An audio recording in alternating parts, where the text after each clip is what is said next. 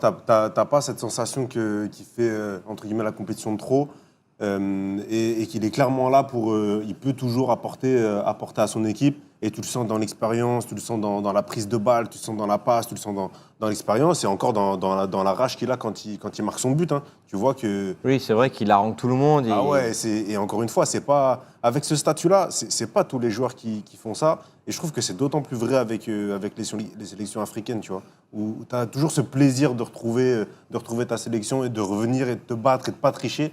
Et c'est tout à son honneur. Après, je sais pas si pour Mané, c'est aussi vrai que ça là, ce besoin de but, ce besoin de marquer pour se sentir bien. Tu vois, peut-être que je En me tout trompe. cas, Manu, on l'a ressenti sur le match contre le Botswana où à un moment donné, il voulait aller chercher son but. Oui, non, mais très certainement, mais il restait sur une canne frustrante, Sadio Mané. Mais il a, Ouais. ouais, très clairement. Et c'est pour ça que là, Ah tu oui. vois. Là, moi, je trouve qu'on a un Mané beaucoup plus pertinent qu'en Bien sûr, 2023. mais totalement. Mais il a moins ce truc, je trouve, égoïste.